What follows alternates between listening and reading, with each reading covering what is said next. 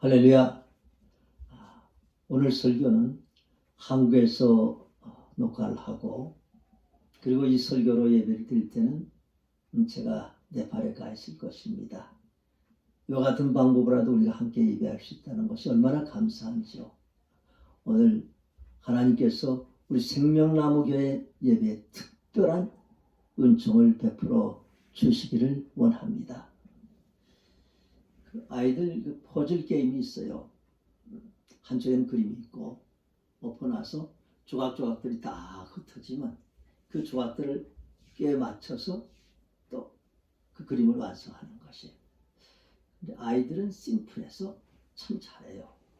그 전체적인 게 딱 자기 머리에 사진이 찍혀가지고 착착착착 맞추는데, 나이가 들어갈수록 생각들이 많아가지고 그걸 하려면 굉장히 시간이 많이 걸려요. 어쨌든 이렇게 주소서 맞추고 이렇게 맞추고 이렇게 맞춰가지고, 그래서 그 완성 작품을 만들고, 드디어는 이것이구나 라는 생각을 하게 되고, 또 마친다면 굉장히 참 기분이 좋습니다. 오늘 제자들이 예수님이 누구신가 퍼즐 게임을 합니다. 예수님께서 제자들과 사역하시면서 그 퍼즐 조각들을 계속해서 보여주시는 것이에요. 예수님이 말씀하실 때의 그 반응들이 본세 있는 말씀이다. 하나님이 하시는 말씀 같다. 그래서 제자들이 예수님이 이런 면이 있네. 하나님 혹시 또 귀신들이 나타나가지고 쫓겨나가면서 당신은 하나님의 아들입니다. 진짜 하나님 아들이 맞아? 또 중풍병자 걸린 그 사람을 벌떡 예수님께서 일으켜 주십니다. 그리고 각종 병자들을 치료해 주시고, 또 어떨 때는 바다에 오셔가지고 바다의 풍랑을 잠잠하게, 바람을 고요하게 이렇게 명령하시는 것, 그 풍랑이 다 잠잠해지고, 또 오병이어의 기적도 행하십니다. 참 그러면서 보면 그 퍼즐 한 조각 한 조각을 계속 맞춰 나가는 것이, 이 한 조각이 다 예수님이 자기 계시를 하시는 것이에요. 그런데 그 조각만 가지고는 예수님 누구신지 모르는 거야. 근데 예수님께서는 그 제자들에게 속히 당신이 누구신지를 알기를 원하시는, 제자들이 알아주길 원하는 것이에요. 근데 제자들은 그 퍼즐을 깨워 맞추는 것이 굉장히 더디고, 그 퍼즐을 가지고 예수님 누구신지 아는 건 아주 요원해요. 언제 제자들이 마지막 퍼즐을 딱 깨는가 하면 예수님 십자가와 부활입니다. 십자가에 죽으시고 부활하시고 나서야 예수님이 하나님이시구나, 예수님이 하나님의 아들이시구나, 예수님이 우리의 구원자이시구나 라는 것을 정확하게 알고 고백을 하고, 사도행전에 가서는 이제 계속해서 살아계신 주님을 증거하는 제자들이 됩니다. 오늘도 예수님의 제자 훈련 중에 일환이에요. 지난주에는 오병이어의 기적을 행하시고, 오늘은 이제 바다 위를 걸어가시는 예수님이십니다. 오늘 이 본문 말씀은 이제 어떻게 시작이 되는가 하면, 예수님께서 오병이어의 기적을 행하시고 제자들을 채촉해서 배를 타고서 건너편으로 가라. 제자들은 건너편으로 가고, 예수님은 기도하시러 산으로 가셨습니다. 참 오늘 예수님께서 기도하러 산으로 가시니라. 예수님 참 기도하시는 장면이 여러 군데입니다. 예수님도 하나님이시지만 인간의 몸을 입고 이 땅에 오셔서는 예수님까지도 하나님 앞에 기도하십니다. 그리고 신약 성경에서 기도는 예수님께서 제일 많이 하시는 것이에요. 새벽 미명에 한적한 곳에 가서 기도하시더라. 오늘 기도하러 산으로 가시더라. 또 겟세마네 동산에서 예수님께서 그 기도하시더라. 참 이런 기도, 예수님께서 왜 그런 기도, 오늘도 산으로 올라가셨는데 언제 기도하시는가 하면 큰 사역을 하고 나셔서 예수님 산으로 기도하러 올라가십니다. 사역을 하고 나면 영적인 에너지가 소모가 되고 고갈이 되어 나갑니다. 이 고갈된 에너지를 다시 충전하시기 위해서 기도하는 것입니다. 우리는 다 영적 존재입니다. 영적 존재에게 가장 중요한 것은 영적 에너지입니다. 우리가 어떤 일을 하고 나면 우리가 육신의 힘으로 하는 것만 같지만 또 우리 영적인 존재이기 때문에 영적인 힘을 받아서 그 일을 해나가는 존재들입니다. 그러기에 어떤 사역을 하고 나서는 어떤 큰 일을 하고 나서는 반드시 오랜 기도로 다시 충전을 해야 됩니다. 그리고 이것은 매일매일 필요한 것이죠. 우리가 충전하지 않고 일만 하는 사람들이 있어요. 일만 열심히 해요. 결국은 그 일하는 가운데서 충전하지 못하고 육신은 아주 피곤해져 버리고 영적으로는 바싹 메마른 경우가 생깁니다. 그리고 방전이 될 경우가 있죠. 우리 전자기기들을 이 배터리를 집어넣고 쓰다가 어느 순간이 되어버리면 그냥 비리릭 스톱해버리고 맙니다. 방전된 것이죠. 이 방전된 전자기는 아무런 소용 무용지물인 것입니다. 우리 사람들도 영적 존재는 마찬가지입니다. 영적으로 고갈되고 방전되고 나면 회복하는 것이 참 어렵습니다. 방전되기 전에 계속해서 충전해 나가는 것이 필요한 것입니다. 충전이라는 것이 하나님과의 콰이타임을 갖는 것입니다. 하나님과 기도하는 시간을 갖는 것입니다. 나만이 하나님과 교제하는 그와 같은 시간을 갖는 것이죠. 장소도 나의 골방이 거기서 기도하는 것이고 기도하는 시간이 정해져 있어도 참 좋은 것이고 아니면 수시로 기도할 수 해도 좋은 것이고 결국은 하나님과의 기도하는 교통하는 소통하는 그런 시간이 필요한 것입니다. 예수님께서 기도하시는 가운데 이 제자들은 어떻게 하고 있는가? 제자들은 바다 가운데 있는데 바람이 거스름으로 제자들이 힘겹게 노젓는 것을 보시고 바람이 아주 거슬 역풍이 불어왔습니다. 그리고 이 같은 본문 마태복음에 보면 제자들의 그 배가 술이 좀 같더라. 육지에서 한 술이 한뭐 10리 못한 술이 좀 한 2km 전후에 이렇게 이제 배가 떠났습니다. 그런데 그때까지 시간이 얼마나 걸렸는가 하면 제자들이 힘겹게 노젓는 것을 보시고 사경쯤에 바다 위로 걸어서 그들에게 오사. 사경까지 이렇게 보니까 제자들의 배가 아직도 바다 가운데 있는 거예요. 바다 가운데도 아니에요. 이제 한 2km 정도 가고 앞으로도 한 10여 km 정도 더 가야 될 것 같아요. 그런데 거기에서 계속해서 있는 거예요. 근데 얼마나 많은 시간이 걸렸는가 하면 제자들이 배를 탔을 시간이 아주 늦은 오후일 거 아니겠어요.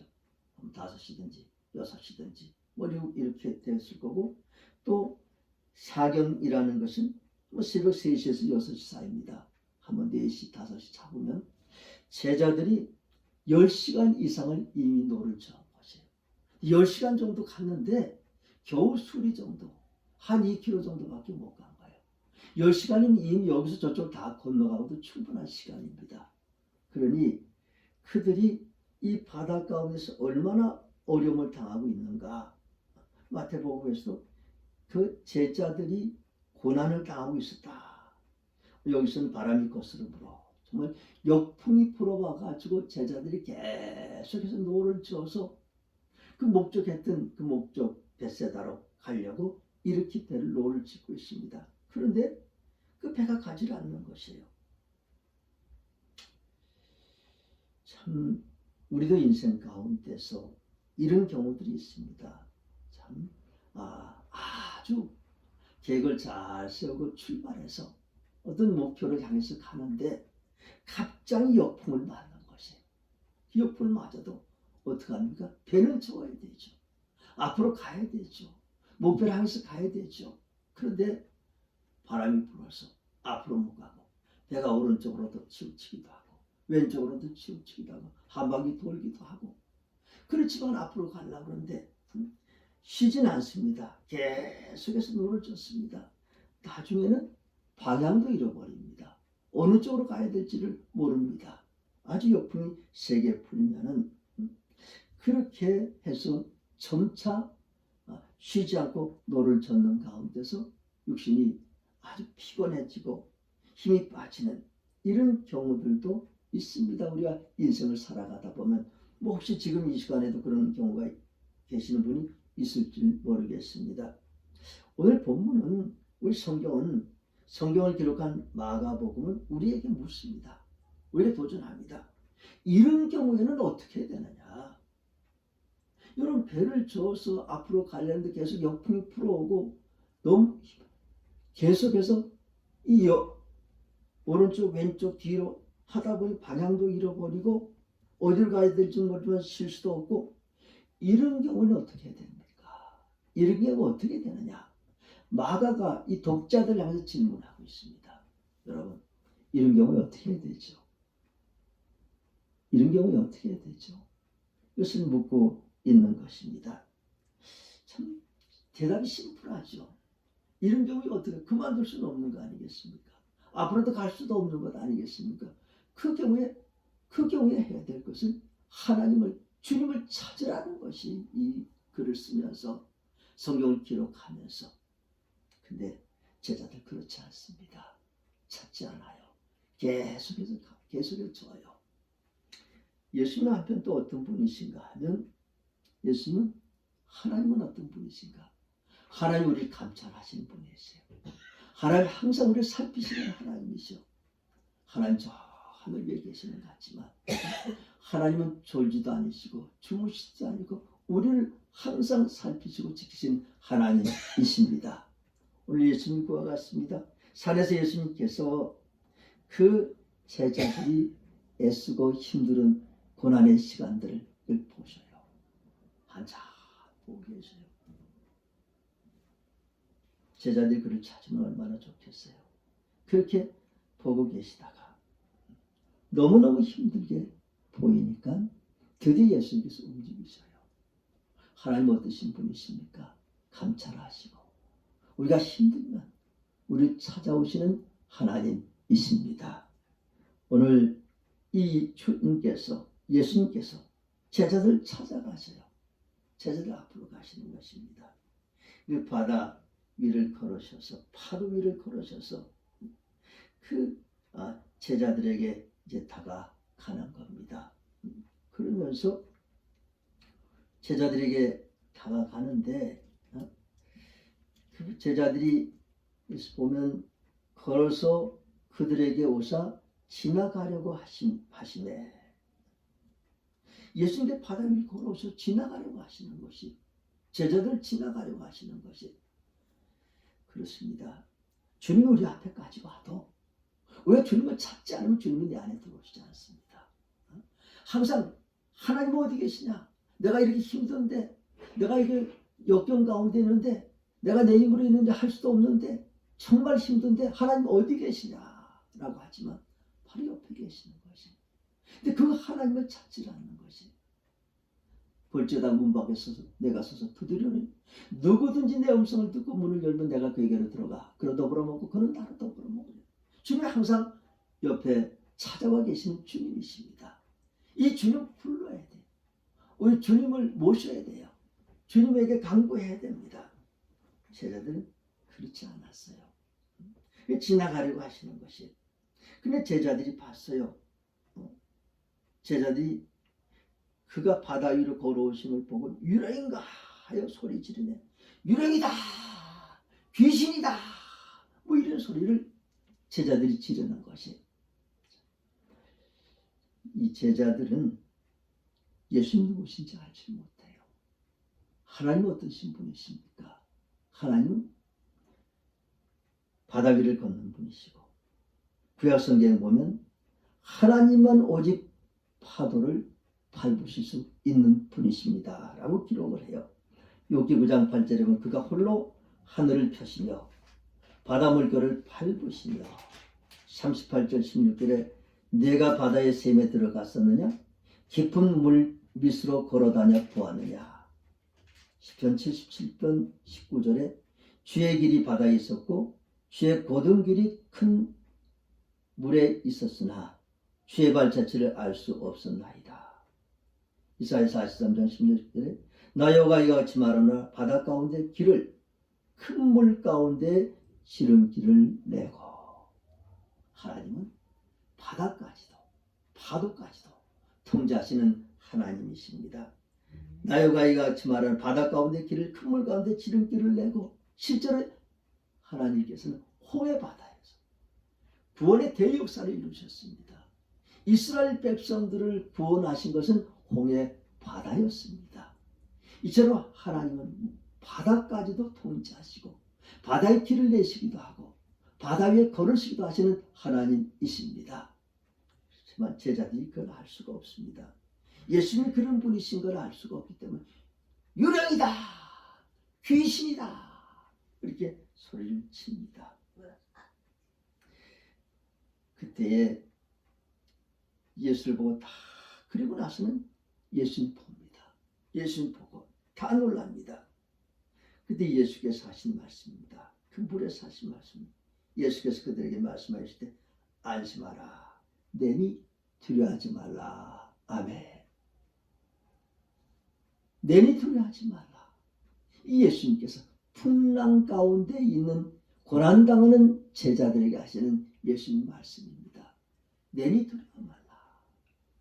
우리가 어떤 풍랑 가운데서도 주님을 만나기만 하면, 주님을 요청하고 주님 만나기만 하면 주님께서는 우리의 풍랑 가운데 오셔서 내니 두려워 말라, 안심하라, 내니 두려워 말라 하고 모든 풍랑을 잠잠케 하시고 우리 삶에 평강을 주시고 모든 우리의 문제를 해결하시는 하나님이십니다. Jesus is the key to the all problems. 예수님은 모든 문제의 답이십니다. 예수님은 모든 문제 해결자이십니다. 그 주님을 풍랑 가운데서 우리가 부르시면, 우리가 요청하면 그 주님께서는 우리 가운데 오셔서 모든 문제를 해결하시는 주님이십니다. 그러면서 말씀을 하시고 배에 올라서 그 배에 타셨습니다. 그러니 배에 오르니 바람이 다 잠잠해졌습니다. 그치니 제자들의 마음에 심히 놀라니, 예수님 배에 타시니까 내니 두려워하지 말라 말씀하시고 배에 타는 그 순간에 그 바람이 잠잠해져 버렸습니다. 얼마나 평안입니까? 그 모든 그 두려움 가운데서 다 해방되고 갑자기 평안이 옵니다. 제자들의 마음에 심히 놀라니, 심히 놀라죠. 이게 어쩐 일입니까? 그리고 이 잠잠해진 것으로보다도 누구로 인하여서 바람이 잠잠해집니까? 예수님으로 인해서. 그분이 들어오셨어요. 참, 제자들이 아직도 모르는 겁니다. 이분이 과연 누구실까? 참, 이분으로 인하여서 바다가 잠잠해졌는데 얼마나 두려웁니까? 인간의 몸을 입고서 옆에 바로 계시고 배 옆에 앉으셨는데 정말 이분이 어떤 분인지 몰라가지고 그게 두려운 것이에요. 여러분 삶에 갑자기 하나님이 딱 찾아오셔서 모든 문제를 확 해결시켰어요. 어려움이 다 해결됐습니다. 굉장히 두려울 겁니다. 한순간에. 예를 들어서 사형선고를, 건강상의 사형선고를 받은 사람이 기도하고 하나님의 그 피 묻은, 예수 그리스도의 피 묻은 손으로 안수하여 주셔서 깨끗하게 닿은 경우들이, 우리 그런 간증을 가끔 듣습니다. 그 순간의 놀람이 얼마나 크겠어요. 아, 하나님이 계시는구나. 내가 깨끗함을 받았구나. 얽히고 얽힌 문제들이, 얽히고 얽힌 관계들이, 기도하는 건 하루아침에 모든 문제가 깨끗하게 되었을 때에 얼마나 그것이 얼마나 놀랐겠어요. 야곱이 에서를 만나러 갑니다.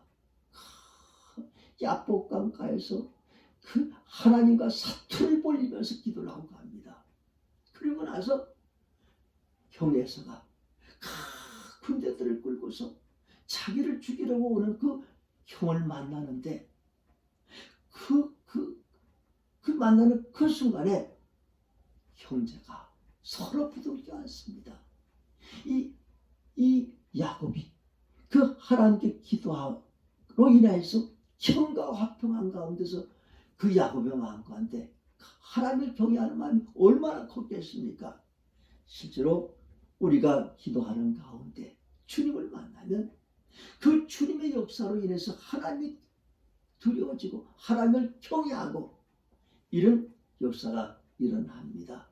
여러분의 삶 가운데서도 하나님을 심히 두려워하는 이런 기적의 역사들이 일어날 수 있기를 바랍니다. 그리고 결론적으로 마가는 이렇게 결론을 짓습니다. 제자들이 마음에 심히 놀라니 이는 그들이 그 떡 대시된 일을 깨닫지 못하고 도리어 그 마음이 둔하여졌습니다. 이 사건 바로 전이 오병이어의 기적입니다. 5,000떡 5개 물고기 2마리 5,000명을 먹이고도 12강지가 남은 그 기적 같은 오병이어의 현장에 자신들이 있었어요. 예수님이 축사하시고 그 떡을 그 물고기를 계속해서 떼어주시고 날른 사람들이 제자들이에요. 그때 그 제자들이 그 예수님을 어떻게 생각하셨겠어요? 아마 그 순간에 이분이 하나님이시구나 라는 생각을 했을 것입니다. 왜? 하나님께서는 40년 동안 광야에서 이스라엘 백성들에게 만나와 메추라기를 공급하신 그 하나님이신 그처럼 그 광야에서 오병이어를 가지고 5,000명이나 되는 사람들, 실제로 15,000명 되는 사람들을 다 먹이시고 배불리 먹이신 그 예수님, 그 예수님이 하나님이시라는 그때 그 믿음이 있었을 것입니다. 그런데 여기서는 그 떡 대시던 일을 깨닫지 못하고 도리어 그 마음이 둔해졌습니다. 다 잊어버렸어요. 그리고 둔해졌어요. 둔해졌다는 건 마음이 단단해졌다는 것이에요. 영적으로 둔해졌다는 것이에요. 영적으로 감각을 다 잊어버렸다는 것이에요. 왜 제자들의 마음이 둔해졌습니까?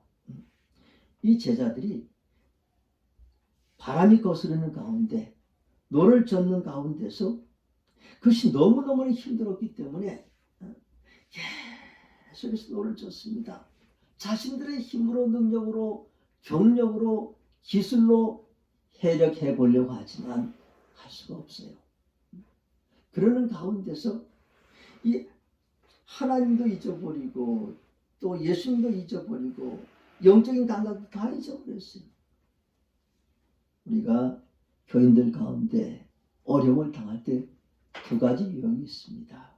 참 어려움을 당하고 힘든 가운데서 점점점 그 일이 자기 힘으로 할 수 없다고 생각될 때에 정말 교회에 나와서 또 집에서 하나님 간절히 기도하는 이런 또 교인들이 있습니다.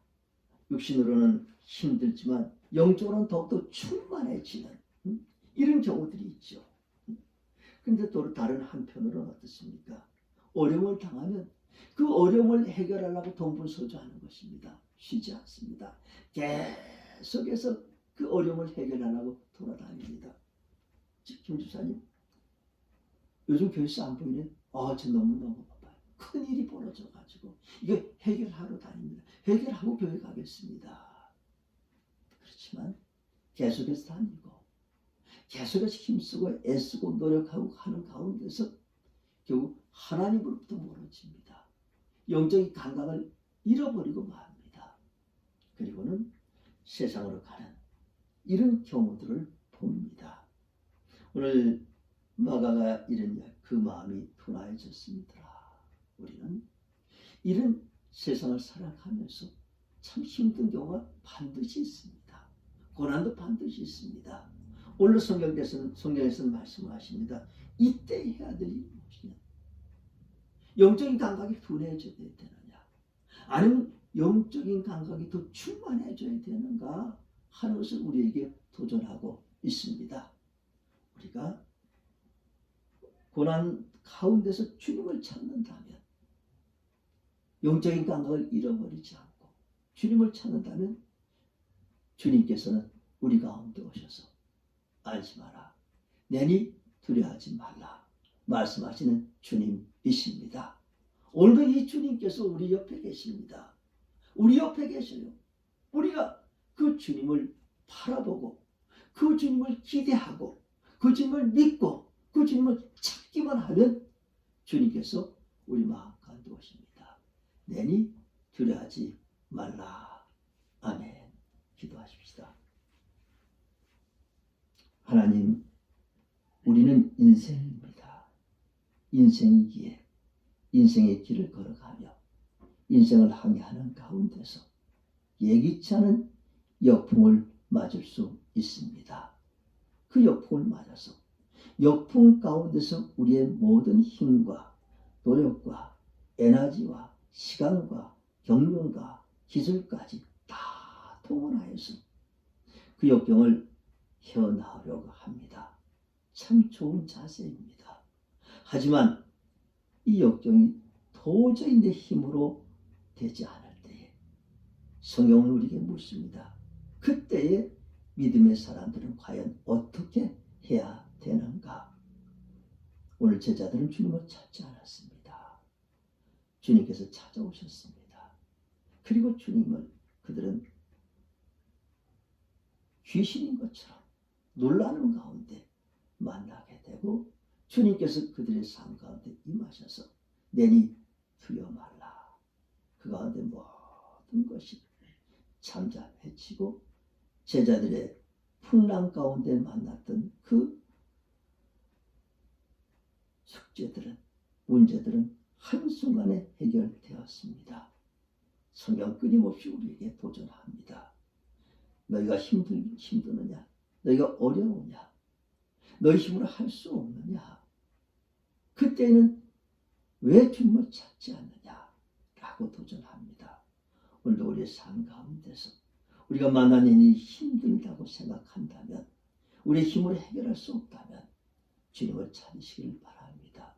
찾기만 하면, 구하기만 하면 우리 가운데 오셔서 내니 두려워 말라.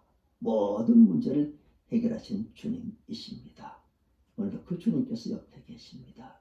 생명나무에 함께 하십니다.